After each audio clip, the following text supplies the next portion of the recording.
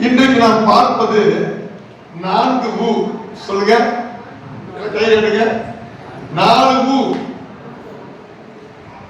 கை எடுங்க எல்லாருமே, வருத்தப்படாதீங்க. 4 ஊ. சொல்லுங்க, 4 ஊ. 4 ஊ. என்ன ஊ அம்மா தெரியல. ஃபர்ஸ்ட் ஊ உண்மை. உபாகமம் 28 உண்மை வாசிக்க. உபாகமம் 28 உண்மை வாசிக்க. இன்று நான் உனக்கு விதிக்கிற கட்டளையின்படியெல்லாம் செய்ய நீ கவனமாய் இருக்கும்படிக்கு எப்படி செய்ய கொடுக்கணுமா? எல்லாம் சொல்லுங்க. இன்னைக்கு நம்ம சர்ச்சில் உண்மைக்கு வேலை இருக்கா? உண்மைக்கு இன்னைக்கு அநேக பெந்தகோஸ்து சர்ச்சில் வேலையே இல்லை. நான் சொல்றதுக்கு கை தூக்கும் பணத்து விஷயத்தில் நான் உண்மையா இருக்கிறேன். கை தூக்கும் பார்ப்போம். என் புருஷன் திருட மாட்டேன், என் பிள்ளைங்க திருட மாட்டேன், என் பொண்டாட்டிகளை திருட மாட்டேன். ஒரு ஆள் உண்மையா இருக்கிறார். புருஷன் மரத்த கூட இந்த மாதிரி நான் கேட்கல. அன்னைக்கு விழுந்து செத்தான். யாரு? பேரு அனாரியா சந்திரா. வலிக்கட்டாயம் பண்ணல. என் புருஷனுக்கு கூட நான் உண்மையா இருக்கிறேன், பறச்சி இல்லை அப்படிங்கிற கை தூக்கு. பொண்டாட்டி சார்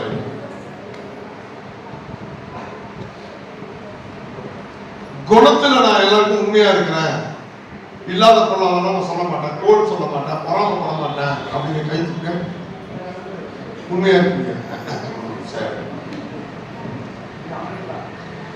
இப்பெல்லாம் இதை எதுக்காக நான் உங்களுக்கு சொல்றேன் அப்படின்னா, பண விஷயத்திலையும் உண்மையா இருக்கணும், குண விஷயத்திலையும். இதுதாங்க உண்மையா கேட்கறது. அப்ப நீ கேட்க கூடாது. வேத வசனத்தை என்ன பண்ணக்கூடாது? கேட்க கூடாது. எப்படி கேட்கணும்? உண்மையாய் கேட்கணும். சொல்லுங்க. அப்ப கேட்கிற நீங்க எதன் அடிப்படையில் கேட்கணும்? நல்லா சத்தமா பேசுறாருங்க, கேட்கக்கூடாது. நல்லா அழகா பேசுறாருங்க இல்ல. பேசுறவங்களும் ஓரளவாவது 75% உண்மையானவங்களா இருக்கணும். கேட்கிற நீங்க அதை உண்மையா கேட்டாதான் சகல ஜனங்களிலும் கர்த்தர் உங்களை உயர்வா வைப்பார்.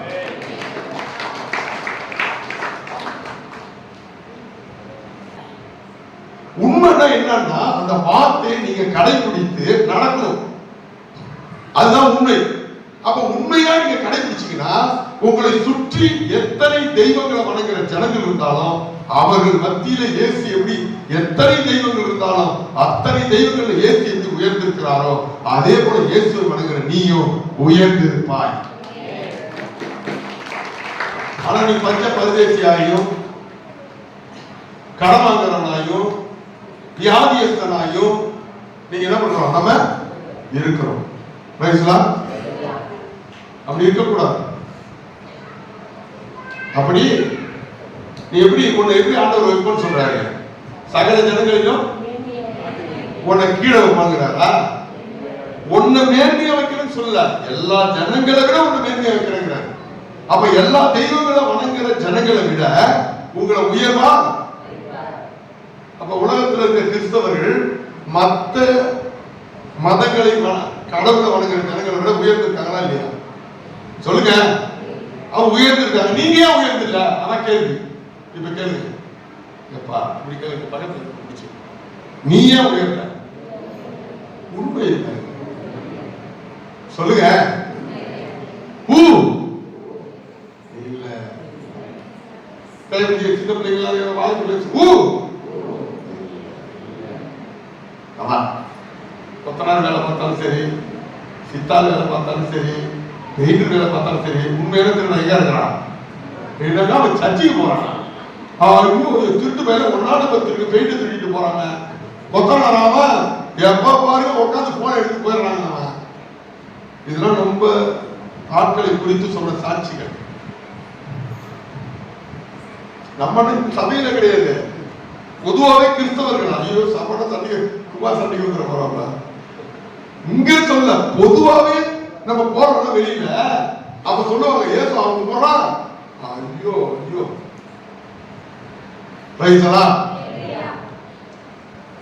உண்மையா இருக்கணும், எல்லா விஷயத்திலும் நீங்க எப்படி இருக்கணும், உண்மையா இருக்கணும். வியாபாரம் கறி வியாபாரம் உண்மையா இருக்கணும்.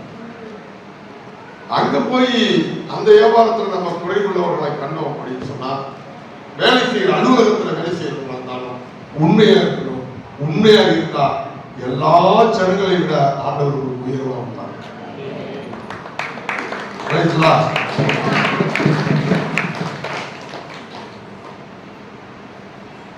உபாகம் 32:20 வாசிங்க.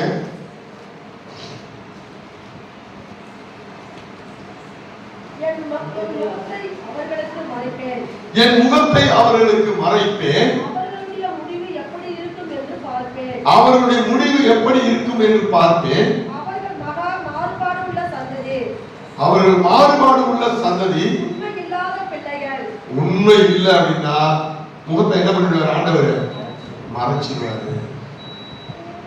செல்போன்ல இங்க வந்தா என்ன பண்ணுது, பாட்டு கேட்கறது. இங்க சர்ச்சைக்கு வந்தா என்ன பண்றது, ஒரு பாட்டு பாருங்க, அக்கினி அபிஷேகம் பாட்டு பாருங்க. அந்த படம் வந்ததா வந்ததான்னு பாட்டு போடுறது. இங்க போனா ஏசு பாட்டு, அங்க போனா ஏசப்பாவுக்கு அப்பா பாட்டு போட்டு போகணும். இதாங்க நிலைமை. உங்க செல்போன்ல உண்மையா இருக்கீங்களா? நம்ம உண்மை இல்லைன்னா அவருடைய முகத்தை அவர் மறைச்சு பாருங்க. அது மட்டும் இல்லாம நல்ல சாக்காடு நமக்கு இருக்காதுன்னு சொல்லுகிறது. அடுத்த உண்மை, உங்களுக்கு பிடிக்காத ஒண்ணு சொல்லுங்க. எனக்கு பிடிக்காத ஒண்ணு இல்ல சொல்லுங்க.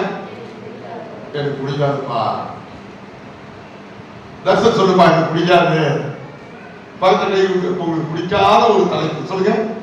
எல்லாம் கைவிட்டு சொல்லுங்க. என்ன தெரியுமா? உழைப்பு. மத்தாப்பு பிடிக்கும், மல்லிகைப்பூ பிடிக்கும், உழைக்கிறது மட்டும் என்ன பண்ணாது பிடிச்ச. யார அண்ணன் எப்ப காயாவோ தின்ன எப்ப கிடைக்குங்கிறத முக்காவாசி பேர். இன்னைக்கு முக்காவாசி பிள்ளைங்களா இருக்கட்டும், அல்லது மனைவியா இருக்கட்டும், கணவனா இருக்கட்டும், மனைவி மேல தோல் மேல ஏறிட்டு பிரயாணம் செய்யற கணவனா இருக்கிறான். ஞானசபை எடுத்தவங்க மானங்கட்ட வாழ்க்கை. மனைவி சோத்தை திங்கிற நீயா இருந்தா உண்மையிலே மனம் திரும்புங்க. கணவன் தோல்ல ஏறியாருங்க. கணவன் சம்பாதிச்சு வந்தா எப்ப பார்த்தாலும் சீரியல் பார்த்துக்கிட்டு வீட்டுல தூங்கிக்கிட்டு சுகர் பிபி அல்சர்னு சொல்லிக்கிட்டு, எத்தனை பெண்கள் புருஷக்காரங்க வேலைக்கு போகும்போது நீங்க வீட்டுல வேலை செய்யுங்க. சோத்தை தவிர சோத்து சமைக்கிறது ஒரு வேலையா? அது வேலை கிடையாது, செலவு. எத்தனை சகோதரர்கள் மனைவி வேலைக்கு போன பிறகு உங்க கையினால நீங்க வேலை செய்யுங்க? யோசிச்சு பாருங்க. இல்லையே.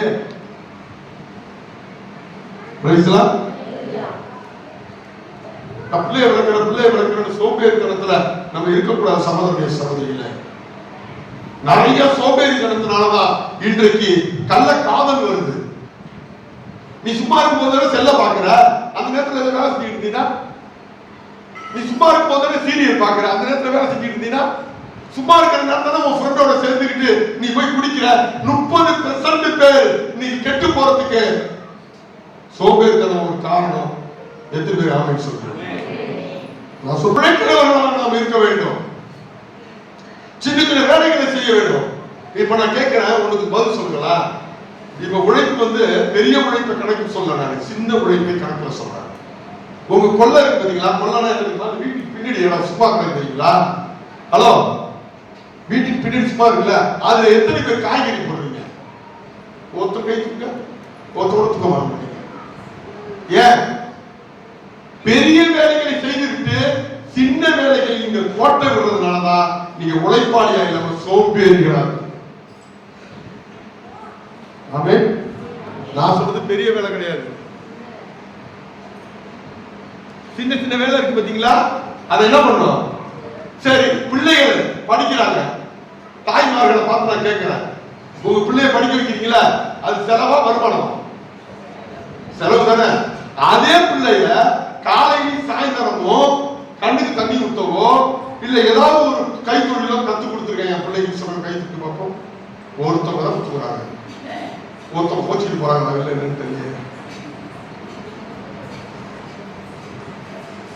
அப்ப உங்களை என்னன்னு நான் சொல்றது?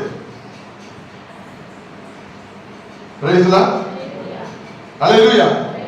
இன்றைக்கு உழைக்க மறுக்கிறதுக்கு காரணம், நீங்க எப்பெல்லாம் உழைக்காம இருக்கீங்களோ அப்பெல்லாம் துன்மார்க்கங்களா மாறுறீங்க. Praise the Lord.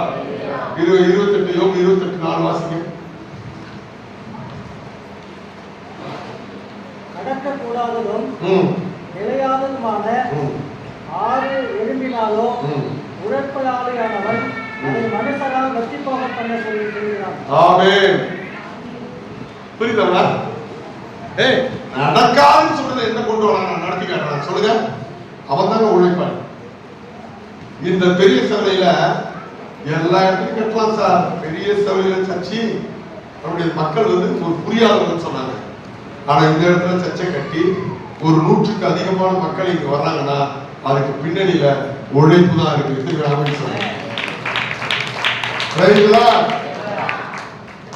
உழைக்கணும். நம்ம சின்ன பண்ண அவங்க கொள்ளையில அந்த சும்மா இருக்கிற இடத்துல கொட்டைப்பாக்கு போட்டு எனக்கு என்ன எடுத்து வந்தாங்க, அவரே கை தட்டுங்க.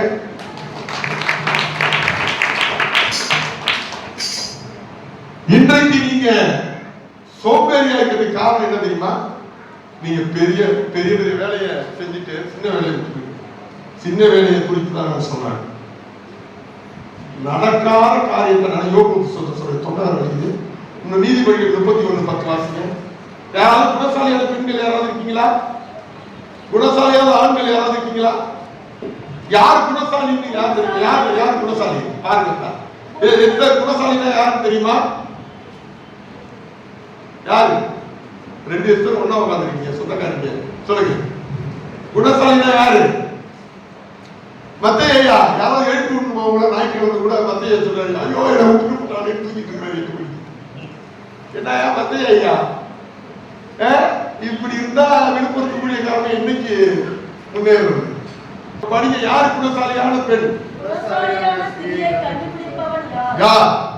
யாரை கண்டுபிடிப்பா குணசாலியான பெண்ணு?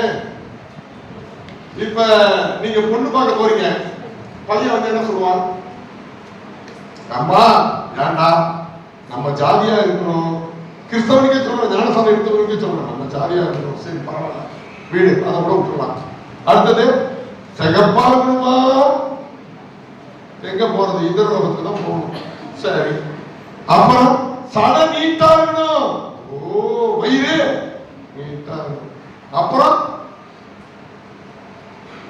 கை கட்டுங்க எல்லாரும், தாய்மார்கள். யாரும் ஆம்பளை வச்சிருக்கீங்க? நகை கட்டினவங்களுக்கு கூட அப்போ ஒரு புதிய வெளிப்பாடு வரும். நகையிலே கட்டிடுவாங்க. நான் தான் நகையை கட்டிட்டேன். யார் பாஸ்டர் நம்பி நான் கட்டிட்டேன். ஏசு நம்பி இல்லை, எங்க பாஸ்டர் நம்பி கட்டிட்டேன். என் மருமகளால் கொஞ்சம் போட்டுக்கிட்டு வரட்டும். இது மாதிரி கேட்டவங்க உண்டு. ஆமென். என்ன சொல்ல வந்து அப்ப ரைட் பொண்ணு பார்க்க போறாங்க. அடுத்தது என்ன கேப்பா? இதெல்லாம் கேப்பா. என்னைக்காவது குணசாலியான பெண்ணை கண்டுபிடிப்பாங்க. யாரா? ஒருத்தரும் கண்டுபிடிக்கல, மத்த மாத்துக்காரும் கண்டுபிடிக்கல.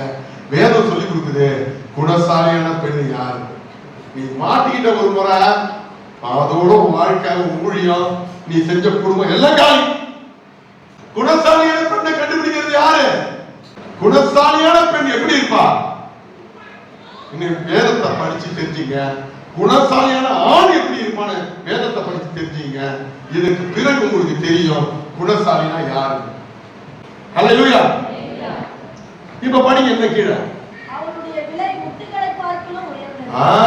அவளுடைய விலை முத்துக்கள்னா இந்த முத்துக்கள் கிடையாது. ஒரு முத்து இருக்கா, அது நீ வச்சிருக்க கோல்ட விட அதிகம்.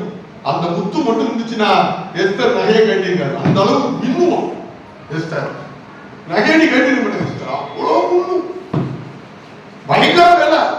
அந்த முத்தை நம்ம கண்ணாலே பார்த்து கிடையாது. அவளுடைய வேலைன்னா அவளுடைய மதிப்பு என்ன தெரியுமா? முத்துக்கள். இது பெண்களை மட்டும் பிடிக்காது, ஆண்களுக்கு சரி. குணசாலியான பையனை கண்டுபிடிக்கிறவன் யார்? பெண்களை பார்த்து கேட்கிறார். கண்டுபிடிச்சியா? என்ன கேப்ப? பொண்ணு பார்க்க போறீங்களாமா, அம்மா காலம் வந்து பொண்ணு சொல்லணும், நல்லா படிச்சிருக்கணும், நல்லா சம்பாதிக்கணும், அஜித் மாதிரி அழகா இருக்கணும், இப்படி எல்லாம் பார்க்கிற நீ அவன் ஒரு குணசாலியான எங்க பாத்தீங்கன்னா இல்ல. சரி, குணசாலியான பெண் யாரு பாத்துருமா? குணசாலிக்கும் இது குணசாலி நீங்க எடுத்துக்க கூடாது, உழைப்பாளி தான் குணசாலி. சொல்லுங்க, அது பெண்களா இருக்கலாம் ஆண்களா இருக்கலாம், வெறும் பெண்கள் மட்டும் சொல்ல, ஆண்களும் சேர்த்து சொல்றேன். இப்ப பாருங்க, சொல்லுங்க, என் புருஷன், சொல்லுங்க கைய வச்சு சொல்லுங்க, என் புருஷன் என்னை நம்புவான். சம்பத்துனா என்ன பேரு கிடையாது, சம்பத்துங்கிற பேரு கிடையாது, சொத்துக்கள் உயரும். அவன் உயிரோடு இருக்கிற நாளெல்லாம் தீமைக்கு அல்ல நன்மையை செய்கிறான். ஆட்டு மயிரையும் பாத்தீங்களா, ஆட்டு மயிரை வாங்குறாள். ஏங்க, ஆட்டு மயிரை ஒரு பெண் போய் வாங்குறான், அல்லது ஆட்டு மயிரை ஒரு ஆண் வாங்குறான், எவ்வளவு நேரம் வாங்குவான் சொல்லுங்க? ஒரு நாளுக்குள்ள வாங்கிட்டு போனா, காலையில போய் ஆட்டு மயிர் வாங்கிட்டு வருவான், அல்லது வாங்கிட்டு வருவாங்க, வாங்கிட்டு வந்து அதை வீட்டுல வச்சிருவாங்க. அந்த ஆட்டு மயிரை வந்து நேரம் கிடைக்கும் போதெல்லாம் பின்னி வருமானத்தை உண்டு பண்ண வேண்டும். நம்ம காலேஜ் சார்லாம் எனக்கு ரொம்ப பிடிக்கும். ஏன்னா வேலைக்கு போகிற நேரத்துல மித்த நேரத்துல ஏதாவது ஒரு தொழிலை செய்யறாங்க. திருநெல்வேலி காலம் இன்னைக்கு முன்னேறதுக்கு காரணம் என்னன்னா அதுதான். ரைட்டுங்களா? அப்ப காலையில சும்மா இருக்கிற நேரத்துல போய் ஆட்டு பயிரை வாங்கி வந்து நீ வச்சுட்டு நீ வேலைக்கு போ. சாயந்தரம் வந்த சும்மா தானே இருக்கிற, சும்மா இருக்கிய நீ பக்கத்துக்கு போவா. அக்கா எலிசபெத் அக்கா, ரெபேக்கா அக்கா, ஏன் சர்ச்சில் என்ன புத்தி காட்டுறாரு, யாருக்கு எந்த சர்ச்சுக்கு போற, உளுந்துப்பேட்டை சாலமன் சர்ச்சுக்கு போனீங்கன்னாலும் நல்லா இருக்கும், வசதியா வசிக்கலாம். ஓ இல்லையா? சரி, அப்படிதான் நான் போறேன், நீ ஒரு நானும் வரப்போம். இது வெற்றி பேச்சு தானே. குணசாலியான பெண்ணை கண்டுபிடிக்கிறது யாரு? அவனுக்கு ஜாதியும் கிடையாது, மதமும் கிடையாது, நிறமும் கிடையாது, சடையும் கிடையாது, ஒண்ணும் கிடையாது. அவனுடைய இருதயம் சுத்தமானதாக இருக்கும், அவன் உழைப்பாளியாக இருப்பார். புரியுதா? படிங்க சிஸ்டர். அவர் கைகளினால் வேலை செய்யறார். கஷ்டமா? எங்க பாருங்க, எல்லாரும் பாருங்க, வேடிக்கை பார்க்காதீங்க. எப்பொழுதும் மூட்டை தூக்குறீங்க, எப்பொழுதும் கருப்பட்டுறீங்க, எப்பொழுதும் மண்ணு சுமக்குறீங்க. உங்களை பார்த்து கேட்கிற கையால என்னைக்கு வேலை செஞ்சிருக்கீங்களா? அதான் மனுஷன் மூளை இருக்கிற கையால வேலை செய்யணும். ரைட்டா? ஹல்லேலூயா. கையால வேலை செஞ்சு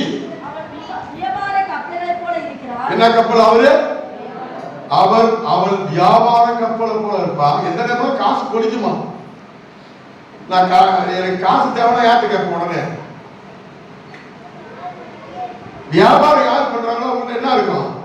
காசு இருக்கும். சின்ன சின்ன வேலைகள் என்ன பண்ணணும்? செய்ய வேண்டும். இது யார் செய்யணும்? படிக்கிறவங்களும் செய்யணும், கவர்மெண்ட் வேலையில் உள்ளவங்களும் செய்யணும், தனியார் வேலையில் உள்ளவங்களும் செய்யணும். இவர்கள் தான் குணசாலியான மனுஷன், மனுஷி. எதுக்கு அப்படி சொல்றீங்க? நான் சொல்லல, பைபிள் சொல்லுது. ரைட்டுங்களா? ஹல்லேலூயா. சின்ன சின்ன விஷயத்துல உன்னுடைய உழைப்பை நீ வெளிப்படுத்த வேண்டும். எதுக்கு அப்படி சொல்றீங்க? வியாபார கப்பலை போல இருப்பார், கொண்டு வருகிறார். நீங்க இருட்டோட எழுந்திருப்பீங்களா? சின்ன பொண்ணு சொல்லுங்க, பகல்லே ஒரு தூக்கம் வருது மாதிரி பப்பால் மாதிரி, பரவாயில்ல. இப்ப சொல்லுங்க, நான் கேட்கிறேன், இருட்டோட நான் எந்திரிப்பேங்கிற ஆண்மகன் கை தூக்க போறோம், பெண்மகள் கை தூக்க. நீங்க தாங்க உண்மையான குணசாலியாக. நீ உழைப்பாளியா இருக்கிறதுக்கு அனுதினமும் நீ காலையில இருட்டோட எந்திரிச்சிருக்கணும். ஒரு ஐயக்கார ஜாதியில உள்ளவன் பெண்கள் எத்தனை மணிக்கு எந்திரிப்பாங்க தெரியுமா? யாருக்காவது தெரியுமா? 3 மணிக்கு எந்திரிப்பாங்க. உண்மைதானே சார்? இன்னைக்கு நாம் இயேசுவை ஏமாத்துறோம், நம்மளையும் ஏமாத்துறோம். இதுக்கு ஒரு சபை, இதுக்கு ஒரு பாஸ்டர். நினைச்சு பாருங்க, இருட்டோட நீ எந்திரிக்கீனா நீ இயேசுவை கும்பிடுற பெண்ணே கிடையாது. இயேசு இருட்டோட எழுந்திரிச்சார். விடிய விடிய தூங்குறது. அது படிக்கிற பிள்ளைகளை தடை கொடுக்கறது. சாமி நீங்க ஒரு இது வச்சிருக்கீங்கள, என்ன சாமி சாமி சாமி எந்திரி சாமி, எந்திரி சாமி, சோறு திங்க சாமி, நைட்டே சோறு தெரியாம திங்காம தூங்குற சாமி. அப்ப ஏன் வந்து குரலை பிடிக்க மாட்டான், நல்லாதான் பிடிப்பான். பொம்பளை பிள்ளைங்க வந்து ஆம்பளை பிள்ளைங்களை நிமிட்டி வளருங்க, நிமிட்டி வளருங்க. நிமிட்டுறது என்னன்னு தெரியுதா? என்ன அரிசி எடுத்தாலே கசக்குறீங்க, இல்லைன்னா இங்க விடுங்க நான் கசக்கிக்கிறேன் அப்படின்னு. உழைப்பு இருட்டோட எழுந்திருச்சு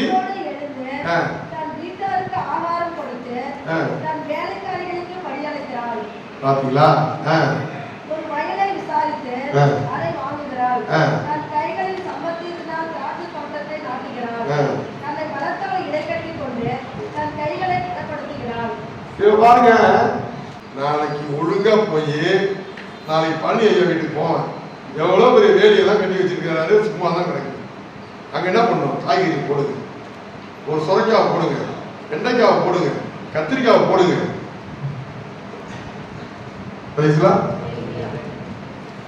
ஆட்டு மயிலை தேடி செய்க தொழில் இல்லையே. சரி, இப்ப தெரிஞ்சுக்கிட்டீங்கன்னா குலசாலியான பெண்ணு நான் யாருன்னு கை தூக்கி பார்த்தோம். அவன் எப்ப எழுதிருப்பாங்க? அப்படி படிச்சு முடிச்சிருக்கு. குணசாலியான ஆணை தெரிஞ்சுக்கிட்டீங்களா?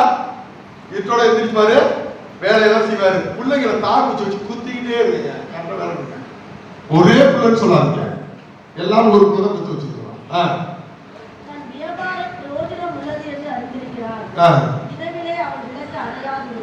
என்ன அணையாது? இரவுல பஞ்சம் வந்தாலும் அவன் விளக்கு அணையாது. இல்ல அணைஞ்சு போடுவோம் குடும்பம். நீங்க நிறைய பேர் குடும்பம் அணைஞ்சிக்கிட்டு இருக்கிறது காரணம் என்ன? சிறு தொழில் செய்யாத பஞ்சத்தினாலதான் குடும்பம் அழிஞ்சிக்கிட்டு இருக்குது.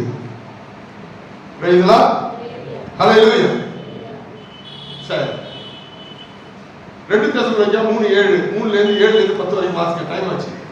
2 தெசலோனிக்காவுல இதுல சொல்லப்பட்டிருக்குது, நீ வேலை செய்யல சாப்பிடாதுன்னு போட்டுருக்கு.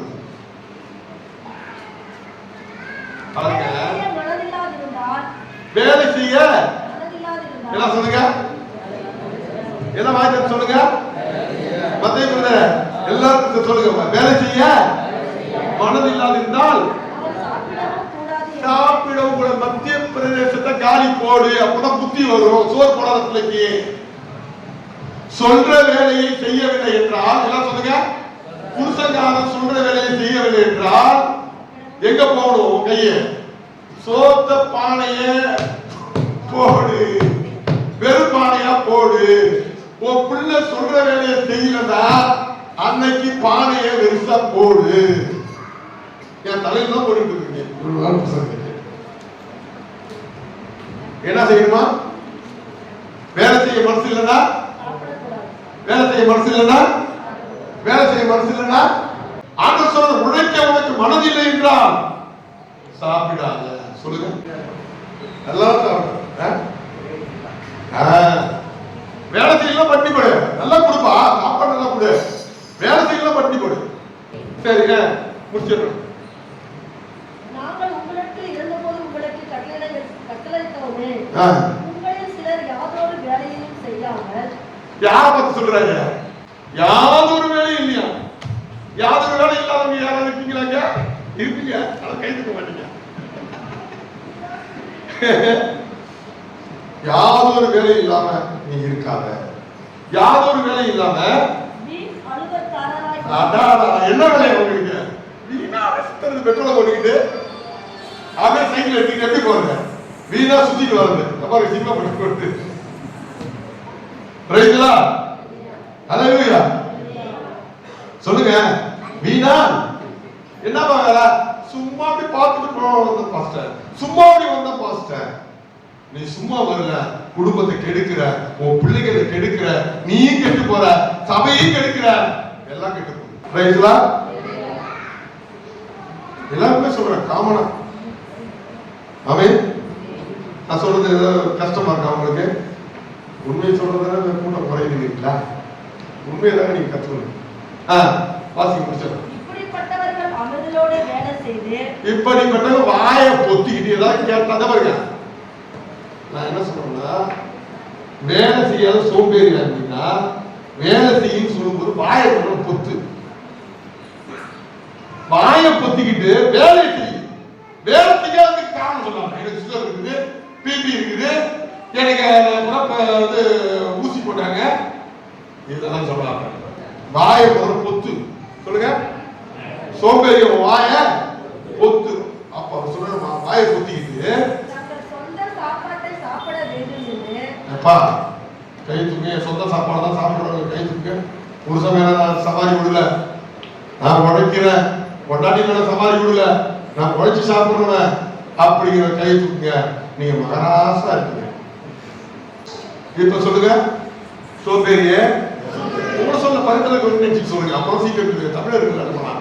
இப்ப சொல்லுங்க, சோம்பேறிய சோம்பேறிய வேலை செய்யலாம், சாப்பிடாத. ஏன் வேலை செய்யலன்னு கேட்டா வாயால சாக்கு போக்கு சொல்லாம சொந்த சாப்பாடை சாப்பிட முடியா, வாயை பொத்திட்டு வேலை செய்ய. அதுதான் பைபிள் சொல்லுது. ஏதாவது ஒண்ணு கேளா, ஏமா வேலை செய்யலன்னா அதுக்கு ஒரு காரணம் ரெடியா வச்சுக்கிட்டு தான் உட்காந்துருக்கு.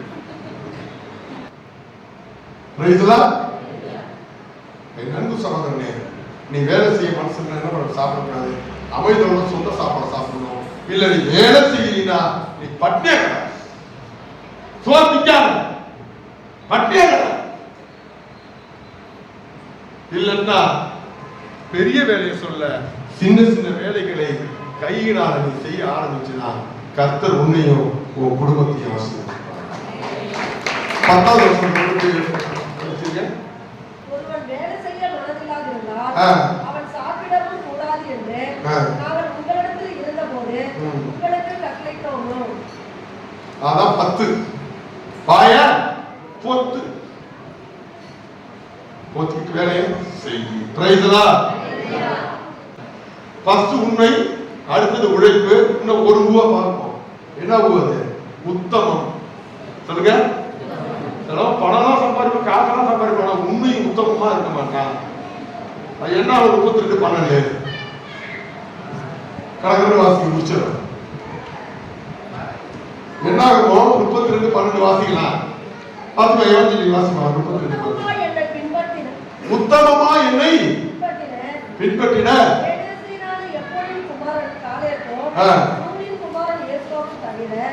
எகிப்திலிருந்து வந்தவர்களே 20 வயது முதல் அதற்கு மேற்பட்ட மனிதர்களில் ஒருவரும் என்னை உத்தமமாய் பின்பற்றாதபடியால் அவர்கள் நான் ஆபிரகாமுக்கும் ஈசாக்குக்கும் யாக்கோபுக்கும் ஆணைத்து கொடுத்த தேசத்தை காண்பதில்லை என்று ஆணைத்திருக்கிறார். உங்க மேல என் மேலேயும் ஒரு சத்தியம் பண்ணலாம். எப்ப தெரியுமா? நம்ம உத்தமமா இல்லை அப்படின்னா அவரு சத்தியம் வைக்கிறாரு. என்ன அப்படின்னா, பரலோகத்தையும் உங்களுக்கு கொடுக்க மாட்டாரு, நமக்கு இந்த பூலோகத்தின் ஆசீர்வாதம் கொடுக்க மாட்டாரு. நல்லா தெரிஞ்சுங்க. எல்லா விஷயத்திலும் நீங்க உண்மையா இருந்தீங்கன்னா உங்களை சோதிச்சு பார்த்துட்டு அதுக்கப்புறம் எல்லாத்தையும் உங்களுக்கு கொடுப்பாரு. ஆனா ஒரு சபையில எத்தனை பேர் தான் உண்மையா இருந்தாங்க? எத்தனை பேர் உண்மையா இருந்தாங்க? சொல்லுங்க, கிறிஸ்தவர் எத்தனை பேர் உண்மையா இருந்தாங்க? ஒரு சபையில ஆயிரக்கணக்கான லட்சக்கணக்கான பேர்ல எத்தனை பேர் உத்தமமா இருந்தாங்க? ஒருத்தரா? நல்லா வாசிக்க. அதுவே பாருங்க சிஸ்டர், படிக்க ஒருத்தர் திரும்பவும் உத்தமமா என்னை பின்பற்றின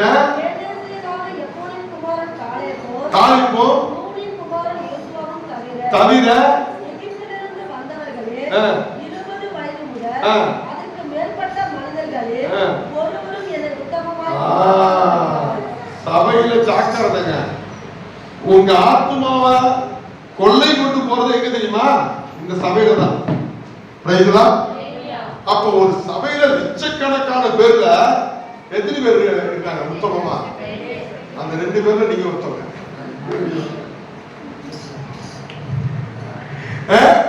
2 பேர்ல நீங்க ஒரு ஆளா? அப்ப ஒரு சபையில 2 பேர் தான் எப்படி இருக்காங்க? அப்ப மொத்த பேர்லாம் சொல்லுங்க பாரு. நான் சொல்ற கடவுள் சொல்றாரு, மத்தவங்களா உத்தமமா இல்ல. பாஸ்டர்கள் 1000 பாஸ்டர்ல 2 பேர் தான் உண்மையானவங்க, பாக்கி 98% கேள்விக்குரியது இந்த வசனத்தின் அடிப்படையில் தெரியும். ஹல்லேலூயா. அப்ப உத்தமமா நீங்க இருக்கிறது மிகவும் முக்கியம். யாரெல்லாம் உத்தமமா இருக்கீங்க? உபாகம் 32:4 வாசிக்க முடிச்சிடலாம். அவர் கண்மலை, அவர் கிரி. அப்பா நீ வணங்குற கடவுள் எப்படியாப்பட்டவரா? ஆடு மாடு கேட்கிறாரா, இல்ல நெய் கேட்கிறாரா, இல்ல என்ன இந்த இடத்துல பாரு அந்த இடத்துல பாருன்னு கேட்கிறாரா, என்ன வேளாங்கண்ணிக்கு வான்னு சொல்றாரா, இல்ல என்ன மலைக்கு வான்னு சொல்றாரா? இல்ல, நீ வணங்குற கடவுள் உன் வீட்டுக்கே வந்து உன்னை ஆசீர்வதிக்கிறார். ஆனா அவருடைய முகத்தை பத்தி சொல்லிருக்காங்க, அவர் கண்மலை, அவருடைய செயல்பாடு உத்தமமானது, அவர் வழிகளெல்லாம் நியாயம். பாருங்க, கிறிஸ்தவர்களா இருக்கிற நீங்க ஒரு பஞ்சாயத்து கூட்டா பொறுமையா விசாரித்து எது நியாயம் எது அநியாயம் சொல்லுங்க.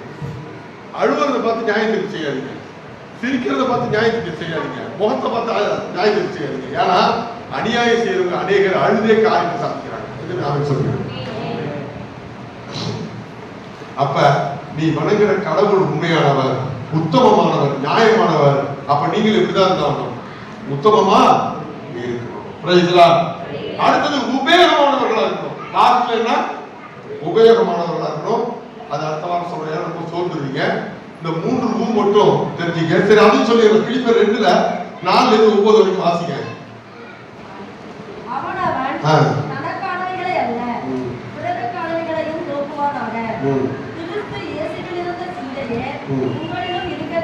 மற்றவங்களுக்கு நீங்க உபயோகமானவர்களா இருக்க வேண்டும். நான் மற்றவங்களுக்கு உபயோகமா இருக்கிறவங்க கைத்துக்க.